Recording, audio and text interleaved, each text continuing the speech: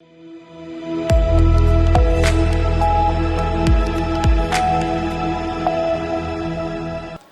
के बाद फिर एक बार स्वागत है आपका मध्य प्रदेश बुलेटिन में। आपके साथ मैं हूं इशिता तिवारी। मध्य प्रदेश बुलेटिन में बात करेंगे इंदौर की, जहां सर्वधर्म निशुल्क विवाह कार्यक्रम का आयोजन किया गया। साथ ही बात होगी रीवा की, जहां सदगुरु बाबा ईश्वर शाह साहिब के 50वें जन्म दिवस पर वृक्षारोपण कार्यक्रम का आयोजन हुआ। ऐसी ही तमाम खबरों पे विस्तार से करेंगे चर्चा। स्वर्गीय चंदाबाई मां गायत्री लक्ष्मी नारायण मानव सेवा संस्थान द्वारा सर्वधर्म निशुल्क विवाह सम्मेलन का आयोजन किया गया। इस कार्यक्रम में गरीब, बेसहारा एवं अनाथ 44 जोड़ों का सामाजिक रीति रिवाजों के अनुसार विवाह करवाया गया, जिनमें कुछ दिव्यांग जोड़े भी शामिल थे। संस्थान द्वारा ये आयोजन पिछले 14 वर्षों से लगातार किया जा रहा है, जिसमें धर्म और जाति से परे सभी गरीब परिवारों के युवक युवतियों का निःशुल्क विवाह कराया जाता है। अब तक 775 जोड़ों का विवाह सम्मेलन के माध्यम से तथा 330 कन्याओं का व्यक्तिगत रूप से विवाह करवाया जा चुका है। सर्वधर्म निशुल्क विवाह सम्मेलन के आयोजक शिवम किशन सिंह चौहान ने बताया कि ये पूरा आयोजन जन सहयोग से संपन्न होता है। वहीं आलिया मुजाहिद खान ने कहा कि यदि हम किसी की मदद करना चाहते हैं तो उससे धर्म या जाति नहीं देखनी चाहिए। ये आयोजन सामाजिक सद्भाव को बढ़ावा देता है और आपसी प्रेम भाव का संदेश देता है। कार्यक्रम में मुख्य अतिथि के रूप में भगवती महिला मंडल अध्यक्ष ऋतु ग्रोवर उपस्थित रहीं।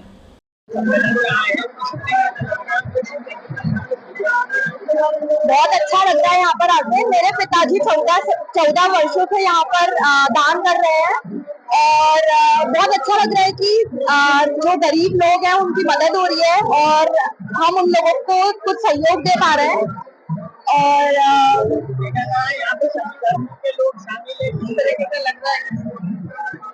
ऐसा लग रहा है कि सब धर्मों को एक साथ ही रहना चाहिए और यहाँ दान करने से पहले ये नहीं सोचना चाहिए कि आप किस धर्म के हो। आपको बस ये देखना चाहिए कि वो आप इंसानियत कैसी निभा रहे हो। किस तरह प्रभावित है मुझे बहुत अच्छा लगा और मैं चाहती हूँ कि ये सब होते रहना चाहिए और इन चीजों में जुटे रहना चाहिए। अगर आपको ऊपर वाले ने कुछ दिया है तो आपको दूसरों का सहयोग करते रहना चाहिए। मेरा नाम आलिया मुजाहिद खान है। ये हम 44 बच्चियों का सम्मेलन कर रहे हैं और पिछले 14 वर्षों से सम्मेलन हमारा जारी है। 14 वर्षों में हमने 1100 कन्याओं का विवाह अब तक सर्वधर्म और निःशुल्क रूप से करा दिया गया है। जी, इसमें एक तो पश्चिम बंगाल और महाराष्ट्र, शहडोल, इंदौर, उज्जैन, देवास और इंदौर शहर की बच्चियां हैं। इसमें 10 दिव्यांग हैं, 5 राजपूत समाज के हैं, एक ब्राह्मण समाज के और 10 बच्चियां ऐसी जिनके माता पिता नहीं है। ऐसे कुल 44 बच्चियों का विवाह हम जन सहयोग से कर रहे हैं। ये 14 वर्षों से हम कर रहे हैं। ये हम लोग हर साल हरिद्वार जाते थे। जैसे मैं बच्चियों की शादियां कराता था, पर हमने परिवार से ये विचार किया कि क्यों ना हम भी एक बच्ची का विवाह सम्मेलन के रूप में करें। तो हमने शुरुआत में ही हमें सम्मेलन के रूप में 10 ऐसी बच्चियां मिल गई जो निर्धन और बेसहारा बच्चियां थी, उनका विवाह हमने करा। फिर उसके बाद से ये प्रेरणा मिली तो आज तक हमने 1100 बच्चियों का विवाह जन सहयोग से कराया है। सभी धर्म जाति के लोग सभी धर्मों के यहाँ लोग हैं। वो मुस्लिम जो मेरे दानदाता हैं वो सभी लोग मेरे को इसमें सहयोग करते हैं। तो मेरी बिटिया भी आज मेरे साथ खड़ी हुई है। ये सब सहयोग में हमारे साथ लगे हुए हैं। किशन सिंह चौहान, इंदौर से सीनियर संवाददाता ML शाह की रिपोर्ट। जनपद पंचायत नालछा क्षेत्र की ग्राम पंचायत सोटपुर के हानिया बड़ी क्षेत्र में नाले के पास एक घायल तेंदुआ देखा गया। तेंदुए को घायल अवस्था में देखकर स्थानीय लोगों ने तत्काल सरपंच संजय मालीवार को सूचना दी। सरपंच द्वारा वन विभाग को इसकी जानकारी दी गई, जिसके बाद वन विभाग की टीम मौके पर पहुंची। टीम ने घायल तेंदुए को सुरक्षित रूप से पिंजरे में बंद कर बाहर निकाला। प्रारंभिक तौर पर ऐसा प्रतीत होता है कि तेंदुआ छलांग लगाने के दौरान अंदरूनी चोट का शिकार हुआ है और यह बीमारी की स्थिति में है। वन विभाग की टीम तेंदुए को इलाज के लिए जिला मुख्यालय धार लेकर पहुंच गई है। नालछा से सीनियर संवाददाता अशोक मेरतवाल की रिपोर्ट। सदगुरु बाबा ईश्वर शाह साहिब के 50वें जन्म दिवस के पावन अवसर पर हरे माधव समिति रीवा द्वारा मूक बधिर विद्यालय बिछिया में विशेष वृक्षारोपण कार्यक्रम आयोजित किया गया। कार्यक्रम के दौरान समितियों के सदस्यों ने विद्यालय परिसर में विभिन्न प्रकार के फलदार एवं छायादार पौधों का रोपण किया और पर्यावरण संरक्षण का संदेश दिया। विद्यालय के बच्चों को प्रकृति से जुड़ने तथा पौधों की देखभाल करने के लिए प्रेरित किया गया। समिति के रीवा प्रमुख श्री चंद्र रोहड़ा एवं कैलाश जसूजा ने बताया कि वृक्षारोपण न केवल पर्यावरण संतुलन बनाए रखता है, बल्कि समाज में सकारात्मक ऊर्जा और शुद्ध वातावरण का निर्माण भी करता है। इस अवसर पर उपस्थित सभी सदस्यों ने अधिक से अधिक पौधे लगाने और उनकी सुरक्षा का संकल्प लिया। अंत में विद्यालय के बच्चों को स्व अल्पाहार वितरित किया गया। कार्यक्रम में प्रमुख रूप से नगर पुलिस अधीक्षक डॉक्टर ऋतु उपाध्याय, संतूलाल आहूजा, लद्दा थारवानी, युवा समाज सेवी अविराज सहित समाज के वरिष्ठ जन उपस्थित रहे। हमारे कटनी माधवनगर के परम संत सदगुरु बाबा ईश्वर शाह साहेब जी, उनकी प्रेरणा से समाज के हितार्थ कार्य होते रहते हैं। कटनी माधवनगर में उनका आश्रम बना हुआ है। हर शहर में उनकी समितियां बनाई हुई हैं सेवा कार्य के लिए। हमारे जीवन मुक्त सदगुरु बाबा ईश्वर शाह साहेब जी के 50वें अवतरण दिवस के उपलक्ष्य में आज हम सब लोग यहाँ पे हरे माधव परमा सत्संग समिति रीवा वालों ने वृक्षारोपण का कार्यक्रम, जो कि वृक्षारोपण का कार्यक्रम राष्ट्रीय स्तर पे हो रहा है। आज पूरे भारतवर्ष में हर शहर में समितियों के द्वारा अपने अपने शहर में वृक्षारोपण का कार्यक्रम किया जा रहा है। उसी के तारतम्य में रीवा हरे माधव परमा सत्संग समिति यहाँ मिलकर के समाज के साथ और समाज के प्रमुख लोगों को इनवाइट करके और हरे माधव वृक्षारोपण का कार्यक्रम आज यहाँ पे किया गया है। मूक बधिर स्कूल में, मूक बधिर स्कूल प्रांगण तोपखाना में किया गया है, जिसमें मूक बधिर बच्चों के लिए प्रसाद की भी व्यवस्था की गई है। और हमारे गुरुजी का यही संदेश रहता है कि मानव लाभ के लिए आप जितना सेवा, जितना दान दे सकें तो वो बहुत अच्छा है। और उन्हीं की प्रेरणा से हम सब लोग समय समय पर समाज के कार्यों में अलग अलग तरह के कार्यक्रम करके और सेवाएं देते रहते हैं। तो ब्लड डोनेशन, जैसे हमारे समिति ने ब्लड डोनेशन कैंप का भी आयोजन किया था।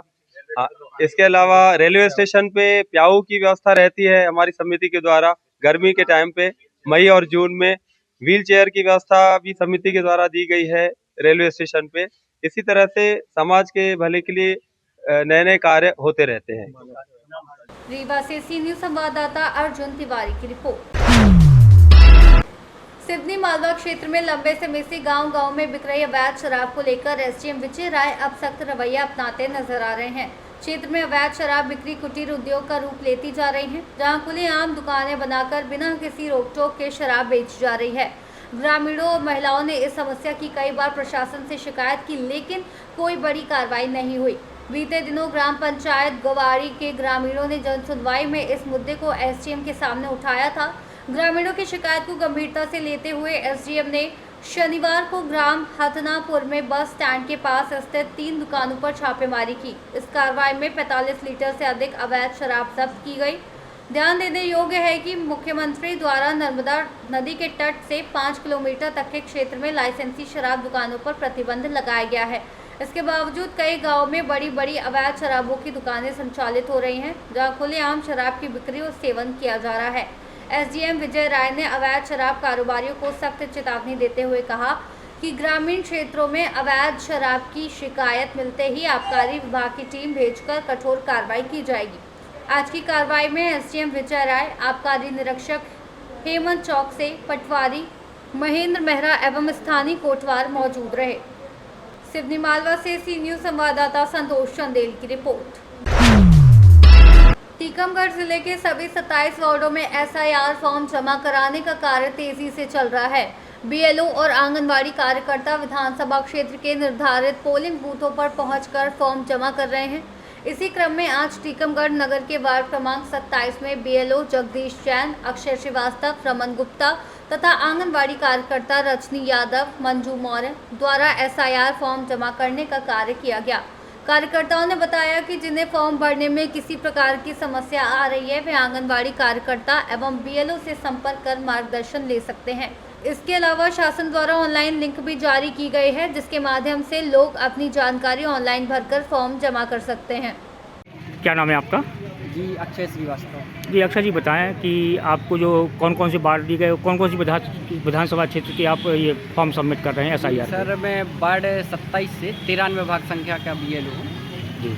और ये SIR जो चल रहा है उसके बूथ भाग 93 का फॉर्म कलेक्ट पहले डिस्ट्रीब्यूशन कर दिया, अब कलेक्ट करके उनको वेरीफाई कर रहे हैं ऑनलाइन हम लोग। अच्छा, अभी आपके जो आपने फॉर्म बांटे हैं जी जी वो पूर्ण रूप से बढ़ चुके हैं, कुछ बाकी भी रह गए जी हैं? जी ये पूरे 100% 100% अपने डिस्ट्रीब्यूट कर चुके हैं। अच्छा जी अच्छा, तो उसमें अभी सबमिट कितने फार्म हो गए लगभग? ये लगभग अपने 50 से 60% वेरीफाई भी हो चुके हैं ऑनलाइन। अच्छा, कुछ आते जा रहे हैं सर, हाँ, जैसे हाँ। देख रहे हैं यहाँ भीड़ लगी है हाँ। लोगों की।